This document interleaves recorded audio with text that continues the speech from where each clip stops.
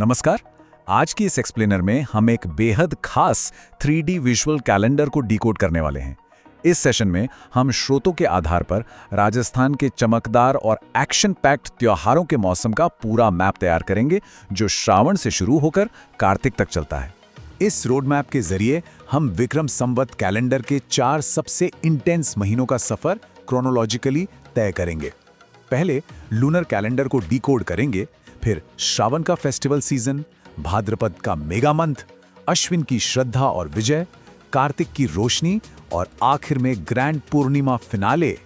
तो सबसे पहले आते हैं पहले पड़ाव पर, द लूनर कैलेंडर डिकोडेड।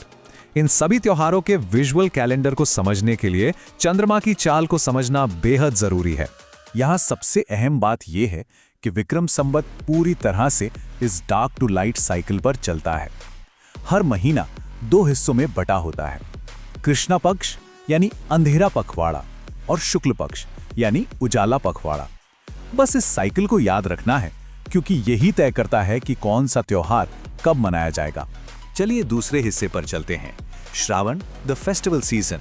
यही वो महीना है जहां से त्योहारों के मौसम की औपचारिक शुरुआत होती है।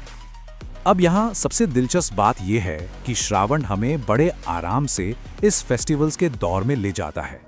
शुक्ला एकम से उजाला पक्षा शुरू होता है, फिर तृतीया को आती है छोटी तीज, जो प्रकृति प्रेम से जुड़ी है, और जयपुर में इसकी धूम सबसे ज्यादा होती है।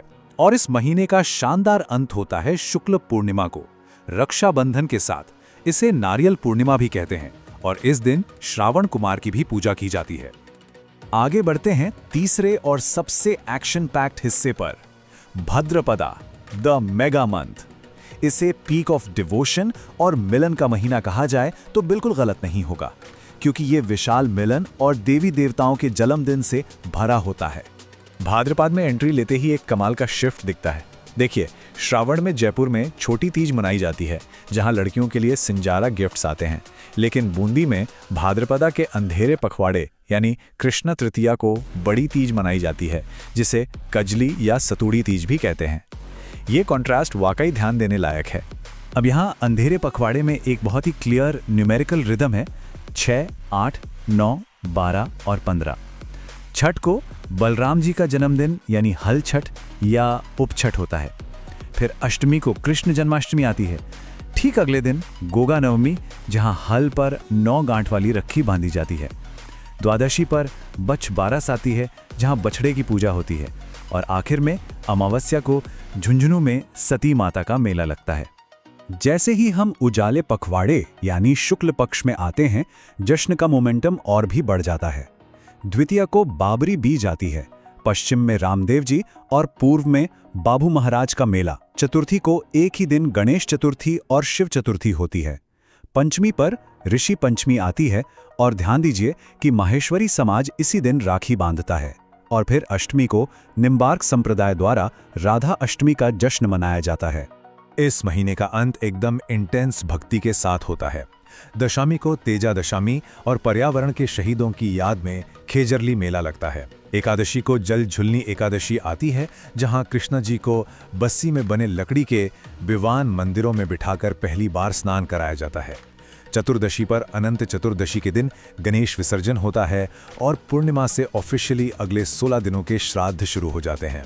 तो इतनी गहरी भक्ति और भद्रपद के इस फास्ट पेस्ड न्यूमेरिकल रिदम के बाद अश्विन महीने में ये कैलेंडर आखिर किस तरफ शिफ्ट होता है, चलिए इसे देखते हैं।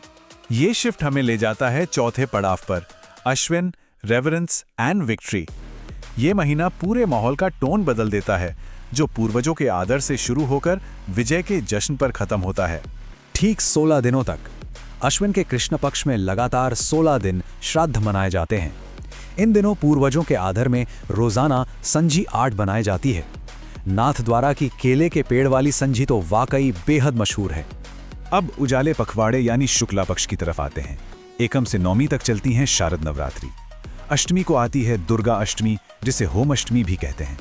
दशमी को विजयादशमी या दशहरा मनाया जाता है। यही वो दिन है जब हथियारों और खिजरली पेड़ की पूजा होती है।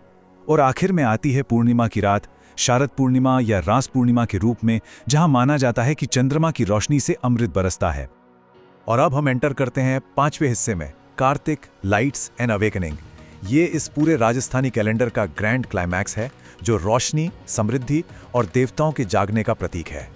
ये टेबल उस डेंस 5 दिन के दिवाली क्लस्टर को बिल्कुल परफेक्ट तरीके से दिखाती है, जो अंधेरे और उजाले पखवाड़े को एक कंटिन्यूअस जश्न में जोड़ता है।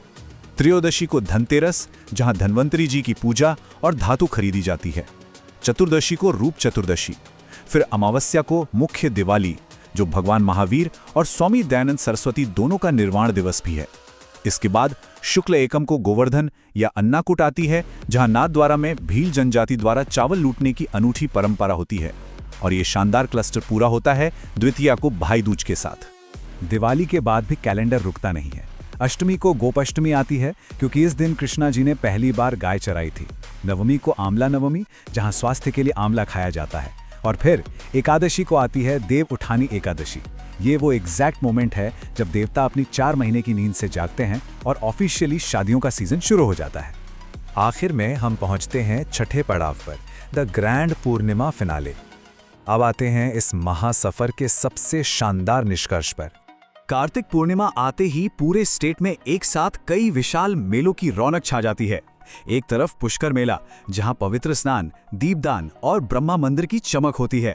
दूसरी तरफ बीकानेर का कोलायत मेला, जहां कपिल मुनि का आश्रम है और इस दिन वहां गुरु नानक जयंती भी मनाई जाती है। और झालरापटन, जिसे घंटियों का शहर कहा जाता है, वहां चंद्रभागा नदी पर विशाल पशु मेला लगता है। यहाँ शीतलेश्वरा सहित 108 प्राचीन मंदिर हैं। ये सभी मेले पशु व्यापार, पवित्र स्नान और आध्यात्मिकता का एक इनक्रेडिबल संगम है। तो इस पूरे 3D विजुअल लूना कैलेंडर को डीकोड करने के बाद एक सोचने वाली बात सामने आती है। ये टाइमलाइन सिर्फ हिस्टोरिकल फैक्ट्स को याद रखने का जरिया नहीं है। क्या ये समझना हैरान नहीं करता कि कैसे ये प्राचीन चंद्रमा की लय आज भी राजस्थान की एग्रीकल्चर, वहाँ के मौसम और लोगों की असल धड़कन के साथ बिल्कुल परफेक्टली मैच करती है। यही गहराई इस विषय को और भी ज्यादा रोमांचक बनाती है। आज के इस एक्सप्लेनर में बस इतना ही।